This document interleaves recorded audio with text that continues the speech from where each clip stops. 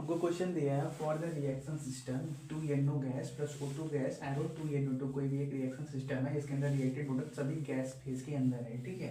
Volume is suddenly reduce to half its value by increasing pressure on it. Suppose कर लो ये gases phase में सभी है तो किसी एक कंटेनर के अंदर रहे होंगे। मान लेते हैं स्टार्टिंग में इतना पे तो हमने क्या कर दिया, पिस्टन लगा के मान लो ये V वॉल्यूम है, इसका वॉल्यूम को यहाँ पहुँचा दिया, करना कर दिया V/2 कर दिया, ठीक है।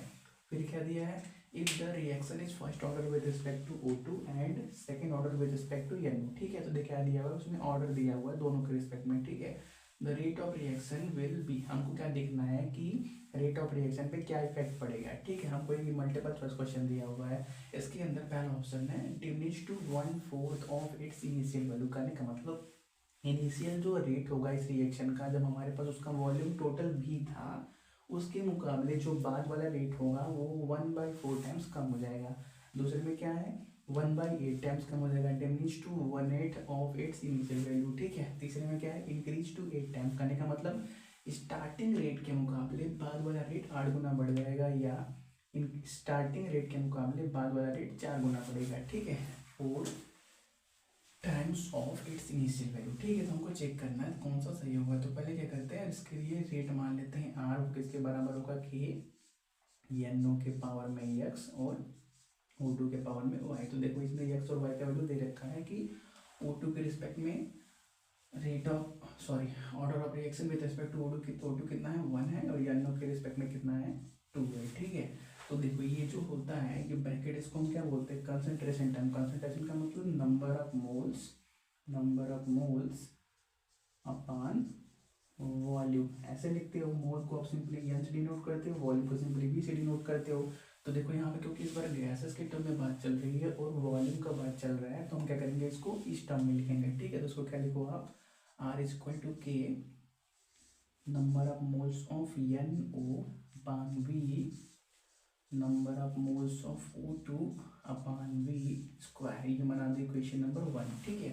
अब देखो क्या हुआ है उसने इनिशियल वॉल्यूम के मुकाबले बाद वाला जो वॉल्यूम है हाफ, इनिशियल वॉल्यूम के मुकाबले प्रेशर बढ़ा के उसका वॉल्यूम हाफ कर दिया, ठीक है। कहने का मतलब वॉल्यूम को V/2 कर दिया सिंपल, ठीक है।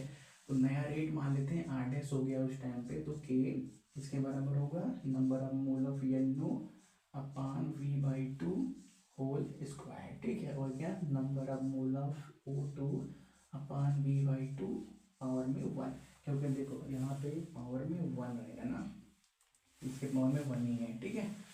तो देखो उसने क्या कर दिया वॉल्यूम आधा कर दिया तो इसका भी वॉल्यूम कम हो जाएगा, इसका भी वॉल्यूम कम हो जाएगा, ठीक है। क्योंकि कंटेनर के अंदर दोनों थे तो इसको क्या लिखोगे आप के number of mole of NO का square into number of mole of O2 का स्क्वायर अपान यहाँ से क्या मिलेगा V/2 का स्क्वायर मिलेगा और यहाँ से V/2 करने का मतलब V/2 का होल क्यूब मिल जाएगा, V/2 का होल क्यूब। तो कितना मिलेगा ये V³/8, V³/8 तो 8 क्या हो जाएगा ऊपर चला जाएगा, ठीक है। तो 8 हमारे पास यहाँ पे मिल गया।